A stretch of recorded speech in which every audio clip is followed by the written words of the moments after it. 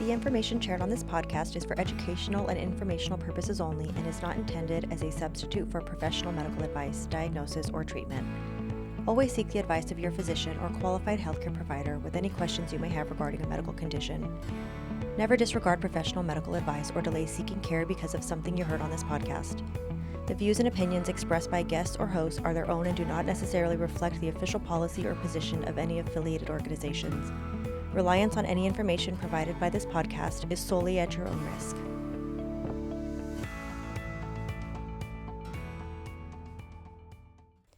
Welcome to another episode of the Healthy Image Podcast, where we talk all things health and wellness. This was our part 2 to our guest, Kim Carew. If you are getting this episode before you've heard part 1, go back and listen to part 1. Kim was just sharing with us about her breast cancer journey and how it's, really affected your life and really your whole journey to get up to this point. Now, I know that you started a foundation, Peace Love Tote. Can you tell us how that got started? Why did you start that foundation? Okay.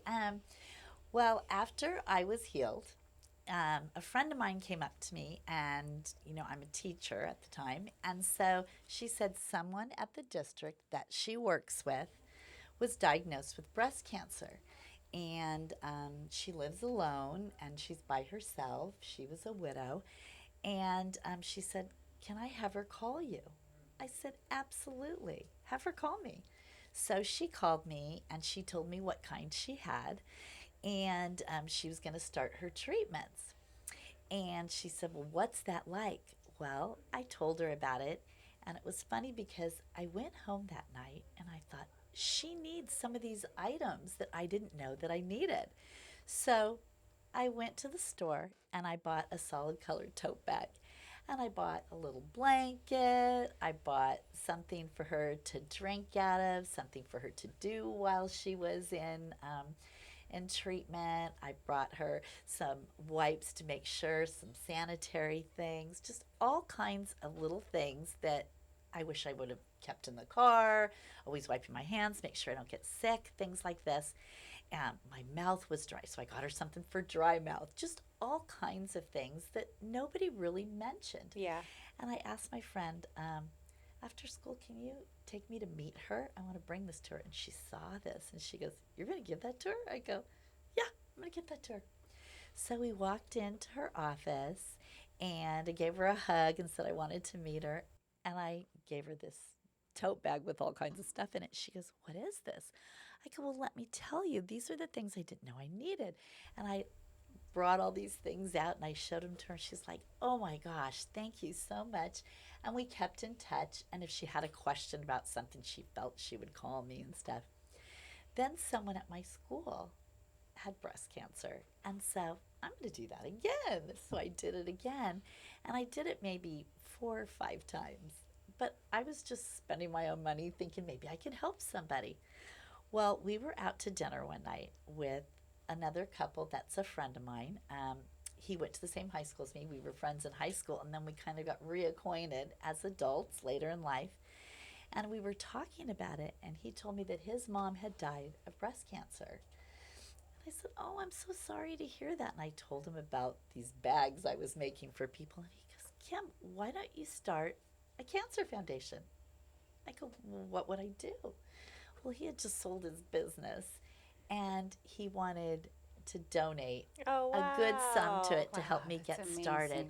So my husband and I, we did the same. We put it all together. We got a marketing person and we just decided to come up with a foundation called Peace Love Tote, and it's for breast cancer patients.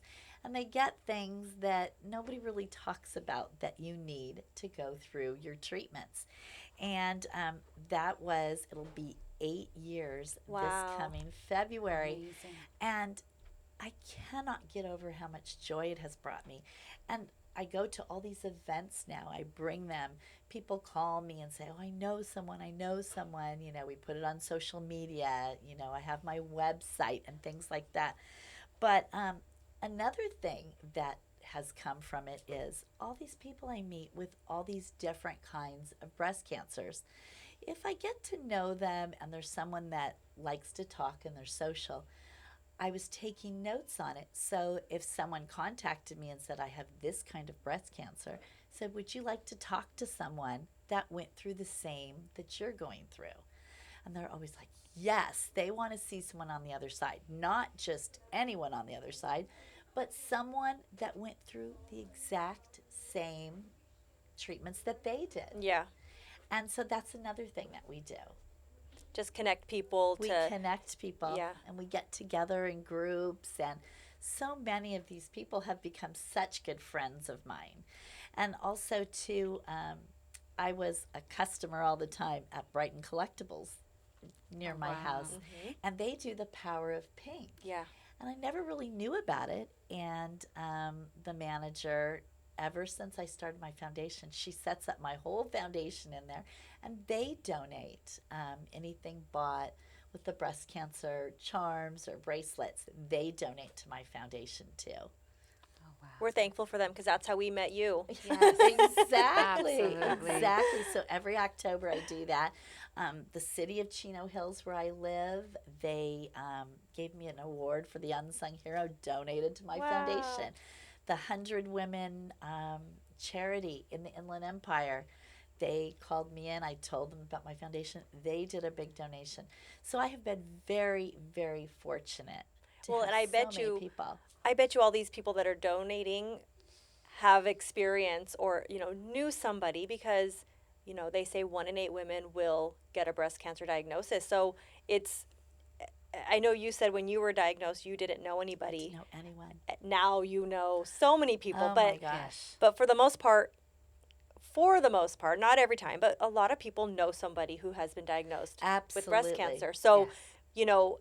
this is their way of helping without themselves starting a foundation. They're helping give back to people too. Absolutely, absolutely. And a lot of people have seen my website online and they've donated.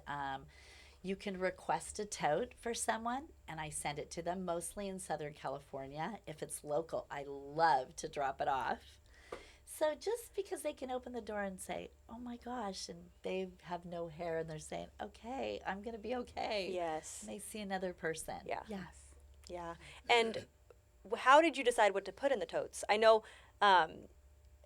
when you get the diagnosis to starting treatment, you probably have no time to think of what treatment's going to look like because you went through it. You know, it's cold in the room. Are you hooked up to an IV when you're getting treatment?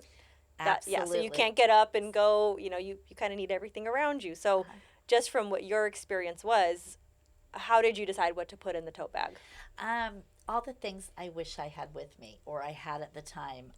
First of all, it's a tote that you can carry. And I have a comfort pink blanket in there. I remember my mouth was so dry all the time. So I have dry mouth stuff in there. I have these little separated pill boxes for all the vitamins and medications that you take. I have a journal in there so you have something to pull out of your purse and take notes.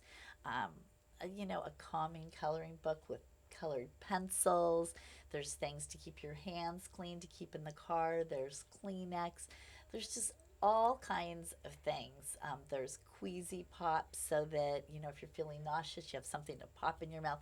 These are all things, a devotional, a 90-day devotional, so you have a way to wake up in the morning and be positive. And they're all about cancer patients, women cancer patients that have been through it. And so it's all their thoughts. They're all things that you never would have thought you needed. Exactly. Magazines are in there to read. All kinds of things. Lip gloss because your mouth is so dry all the time. Something to squeeze when you're stressed out. What advice would you give somebody who's starting a foundation? I mean, to start from scratch. Well, my husband and I had never done anything like this, and he started looking it up. And he was a little overwhelmed, but we got in touch with our tax person, and he had someone in his office that helped us so we could get a 501c and things like that. And it took about 6 or 8 months to get it going. But, now, I find so many things that I want to put in there. Fuzzy socks, because you want to take your shoes off if you're going to be there for, Yep. Yeah. 6 hours, and just all kinds of things that will help you stay Yeah. comfortable. That you would have used or have used when you were going through it. And They were Yes. all the things I went and got. Wow. Yes. I went Yeah. and got. Wow. Yeah, and you know, just anything that I see now, they go, "Oh, that would be good." I'd put chargers in there so you can charge your phone and things like that. Just something that's helpful. Plus, it feels so good to have it all with you, In a bag. in a bag. Everything's there. Bag, and you can have Keep it in lots your of car. water, and the water will stay nice and cold in that, that cup and everything. So, yeah. Do you have a memorable story of somebody you gave a tote bag to? Oh my gosh, I have so many memorable stories. I love it when I can drop it off myself. Sometimes I just leave it on the porch or whatever. But I've had people send me pictures of them holding everything, pictures of them going into chemo with their, bag on. I've had so many things. And then I've had people that were going through chemo with it, and they'll call me and say, "This person next to me needs a bag. Can I get them one?" And oh my gosh, lots of them. Lots of them. And why do you think survivor to survivor support is so powerful? Oh my gosh. Because no matter what you have going, whether you're working hard at a job or whether you're pregnant and having a child, to see someone that's already been through it and they have advice for you, or something inspirational to talk to you about or tell you about, makes such a difference. When you're training for a job, to see the person that's already at the job and they've done so well, that's huge.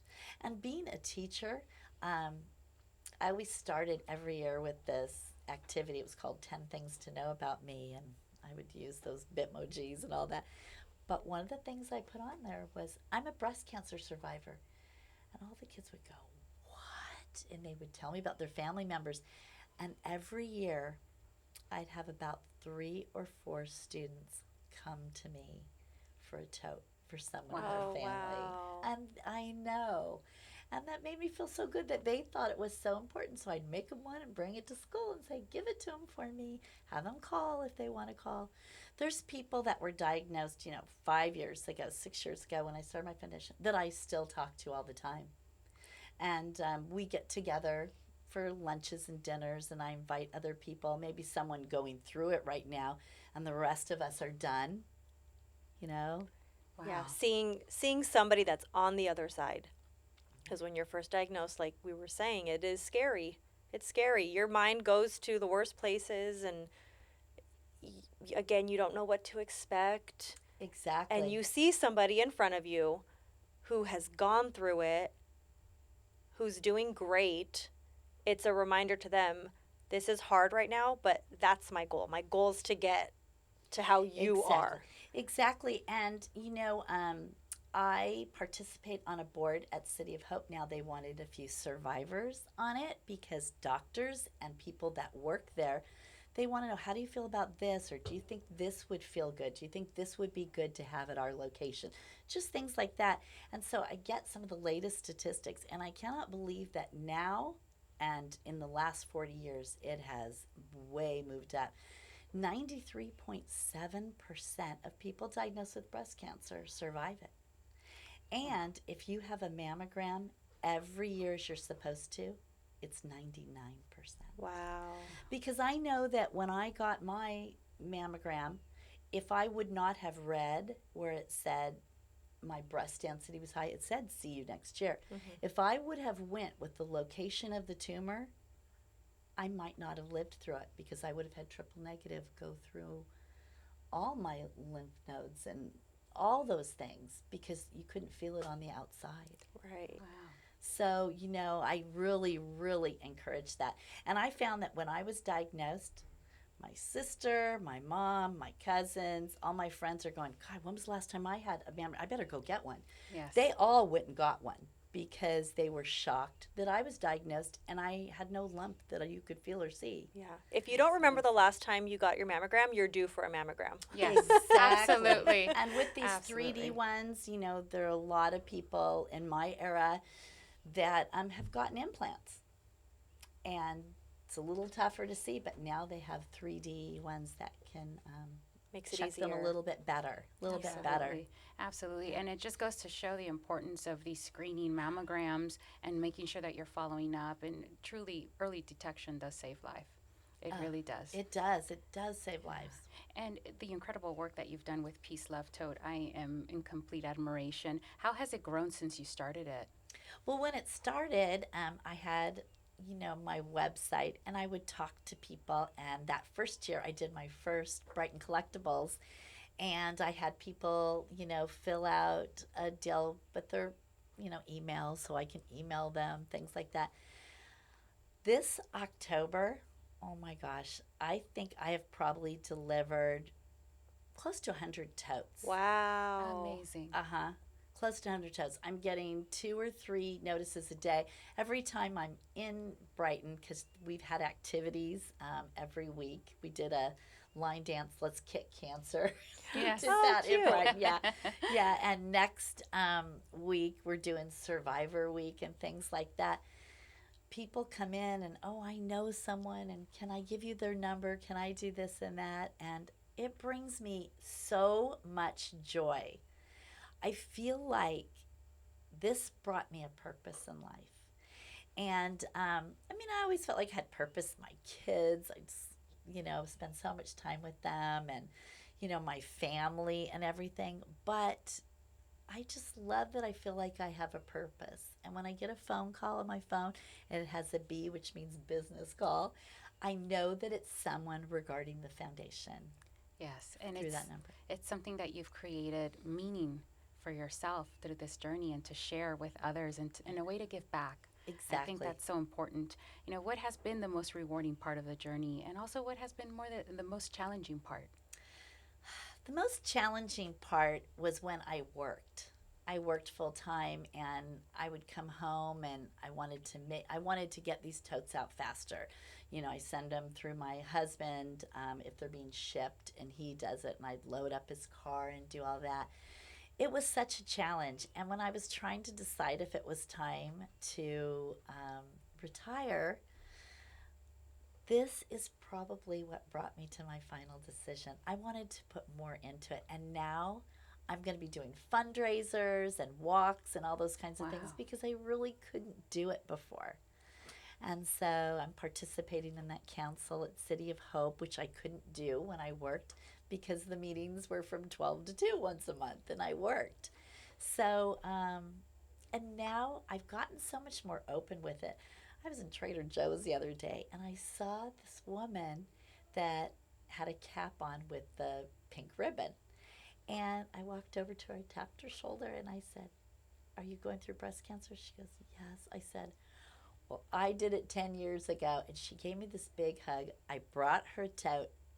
I'm getting together with her once a week right now. She's going through Aw. That's chemotherapy, wonderful. and she's wonderful. Wow. I'm not afraid to approach people now, where I was before. But trust me, when they have it, they don't want to be approached by anybody, but they will be approached by someone who's been through it. Right. Wow. So I Wow. love it. That's amazing. And so far, how many totes have you delivered? And then what's next for Peace Love Tote?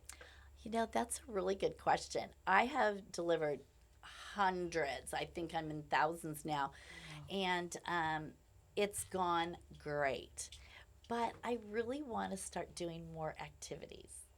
I'm going to do more fundraisers now. I've had some wonderful people that have given to my foundation and kept me going just fine. But now I'd like to raise some funds so I can do bigger things. Wow, that's wonderful. Maybe, That's amazing. you know, a weekend for the women with breast cancer so they can Yes. sit and talk to people that, you know, are going through what they're going through. I was in a support group in the very beginning, and support groups are great. But the people in the support groups, some of them are negative and not doing well, and it's scary. Wow. It's very scary. So I like to stay on the positive side. Yes, and that's so important. As we discussed earlier, and staying positive, how it's just so critical in the mindset. Yes, thank And you. I have found too that when I give someone the tote to give to their family member, they love it. They absolutely love it. Yes, and I can imagine, the how it brightens them up when you give them the tote. I can only imagine that feeling when you're giving it to them in person. Oh, I love that. But yeah. That's beautiful. So bringing it back full circle, is there something that going through breast cancer, is there, did that prepare you to, or like, did it teach you something to be able to start this foundation and help others? Like, did that kind of connect back? Well, it did because my friend, Joe Lambert, who is on the board of my foundation, it did because he was telling me about what it was like when his mom was going through it and how she would have loved help like this. So that was it. Plus, part of what helps my foundation, I think, is that I have been through all the surgeries. I've had a lumpectomy, a double mastectomy, I've had a deep flap because when I did my genetics, I found that I had a new gene that we've just discovered in the last 8 years called PALB2, and it's a break off of BRCA2. And it meant that I had a 40% chance of breast cancer. My first question is, well, I've already had it. Am I good? We don't know. Wow. So that's why I decided to go ahead and do the double mastectomy. And I had to use my own tissue because I had had radiation. I've had all the treatments and I've had all the surgeries. And so if someone calls me, I feel like I have some advice to give them or some, help with what they're going through.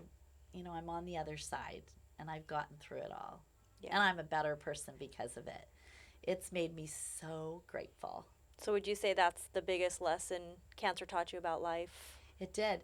And I also feel like I'm healthier now. I know that sounds a little crazy too because I'm older, but I was not picky about how I ate or anything like that. And since I've had a form of cancer, I'm much more weary of all these things that I eat, things like that. I'm not driving through fast food as much as I was before, and things like that. I'm being more careful and I'm trying to eat healthier because I know that, we don't know for sure what causes things and what doesn't, but eating healthy and exercising and being a healthy person can only help you.